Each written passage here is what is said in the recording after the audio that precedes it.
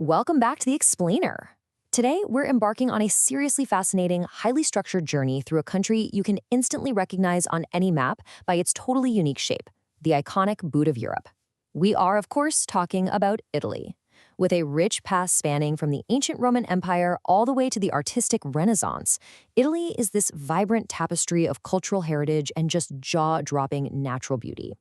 But look, with thousands of years of history and countless regions to explore, making sense of the whole shebang can be a little overwhelming, right? Well, that's exactly why we built today's slide deck. We want to bring some clarity to the wonders of Italy and specifically look at how you can explore its breathtaking coasts and historic hubs on a budget, complete with some handy public transit hacks and kid-friendly stops along the way.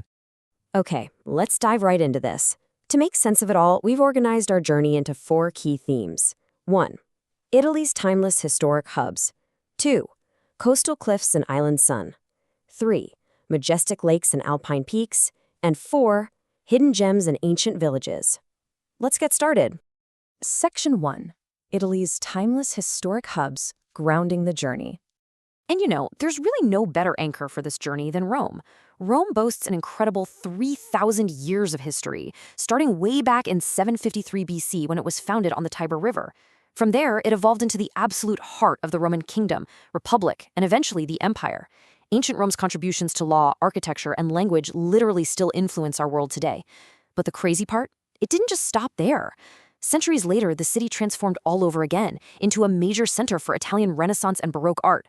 Rome is basically a city of layers, where these haunting ancient ruins sit right alongside vibrant modern street life.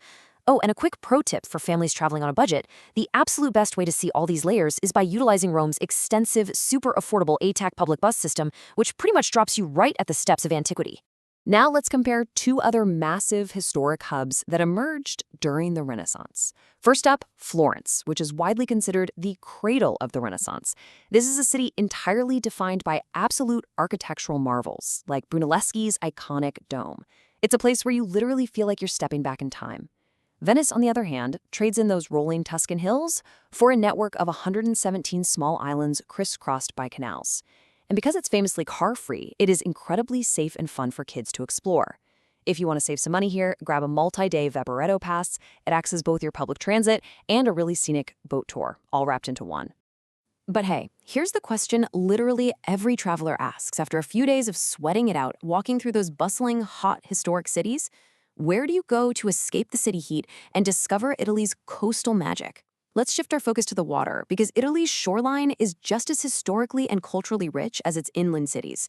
And we're going to look at exactly how to tackle it affordably with the whole family. Section 2. Coastal cliffs and island sun. Seaside activities and escapes. Now, what's really interesting about this slide is the staggering contrast between Italy's 2 most famous stretches of coastline. The Amalfi Coast is a UNESCO site famous for these steep, dramatic cliffs plunging into the sea, grand villas, and that ever-present scent of lemon gardens. It's stunning, absolutely, but it can be a pretty expensive and logistically challenging destination for families. Cinque Terre, however, that's a budget traveler's dream. You can navigate its 5 towns easily and affordably using the local Cinque Terre express train. The towns are connected by over 120 kilometers of rugged, scenic hiking trails, making it incredibly accessible for outdoor activities. Plus, for families, the town of Monterosso offers a fantastic soft sandy shoreline, which makes for the perfect, easy-to-access beach day. Let's swing over to the Adriatic coast in the Puglia region, where we find Polignano a Mare. Imagine this, a historic town sitting precariously on top of a dramatic 20-meter-high limestone cliff. And down below, right in the center of town, is this stunning blue flag beach with crystal-clear waters. Throughout the day, you can literally just sit back and watch locals, teenagers, and adventurous travelers diving straight off these impressive coastal cliffs into the sea.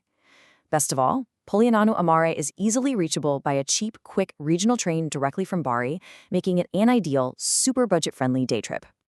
Let's head even further south and compare 2 spectacular but totally different seaside escapes. Tropea, located on Calabria's west coast, features gorgeous turquoise waters and houses built right into the cliffside. It's famous for an incredible hilltop sanctuary overlooking the sea and, wait for it, its sweet red onions. It's a fantastic, affordable alternative to those pricier northern coasts, with plenty of budget-friendly B&Bs. Now, compare that to the Aeolian Islands, located off the northern coast of Sicily. You can get there via affordable public ferries. These 7 purely volcanic islands were formed over 700,000 years ago, and they offer incredible natural science lessons for kids right on the beach, complete with ancient volcanic materials like pumice stone and obsidian. And hey, while we're talking about Sicily, we absolutely have to highlight Taormina. It's often perfectly described by this quote, "the pearl of the Ionian Sea." Taormina sits high atop a mountain, giving visitors these unparalleled views of the sea, with the towering Mount Etna volcano right there in the distance. For families, the real highlight here is the transit. Instead of navigating steep, winding roads, you just hop on a quick, highly affordable, and incredibly scenic cable car that takes you straight from the historic center down to the gorgeous, kid-friendly beaches below. So, moving on to Section 3, majestic lakes and alpine peaks, altitude and serenity. So the crucial point here is the number 18. That's the number of individual peaks in the Dolomites mountain range that rise above 3,000 meters. Spanning over 141,000 hectares, this UNESCO World Heritage Site features these massive vertical cliffs, deep valleys, and striking glacial landforms. But this rugged landscape isn't just for extreme sports enthusiasts. There are countless flat, easily accessible nature trails and affordable mountain huts called refugios, making it a perfectly serene, high-altitude escape for families. Nestled right below those towering Alps are northern Italy's world-famous lakes. Let's look at the 2 heavyweights, Lake Garda and Lake Como. Lake Garda is the largest, boasting a mild, almost Mediterranean climate year-round that allows olives and lemons to grow beautifully. It even features ancient Roman ruins right on the water in the town of Sirmione. Lake Como, on the flip side, is famous for its opulent mansions, vibrant flower gardens, and deeply romantic ambiance. For centuries, this lake's lush green shores and classical architecture have served as a relaxing, aristocratic retreat, drawing in writers and artists from all over. Oh, and a pro tip for visiting both lakes, definitely skip the expensive private boat tours. Stick to the public ferry networks instead. It's an incredibly cheap way for the whole family to experience those millionaire views right from the water. Let's move to Section 4 and see how this all builds together. Hidden gems and ancient villages, frozen in time. Take a look at this pretty shocking quote. Back in the 1950s, the historic cave city of Matera was literally labeled the shame of Italy due to extreme poverty, which actually led to a massive evacuation. For the first time in 10,000 years, the caves were totally empty. But the story didn't end there. By the late 1980s, descendants started returning, opening up unique restaurants and hotels right inside the caves. It was declared a UNESCO site in 1993 and eventually became this highly sought-after cinematic wonder, serving as the backdrop for films like The Passion of the Christ and even the James Bond movie No Time to Die. Talk about a dramatic turnaround, right? Next up is Alberobello, and I love this one because it has a wonderfully quirky origin story. It's essentially a 14th century tax evasion scheme.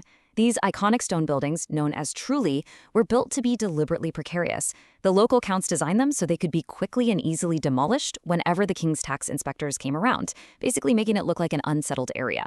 Today, thankfully, they aren't being knocked down and you can just wander through these magical cone-roofed homes for free.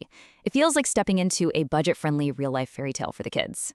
Finally, let's go on a step-by-step treasure hunt into what might just be Italy's most fascinating hidden gem, Civita di Bagnoregio.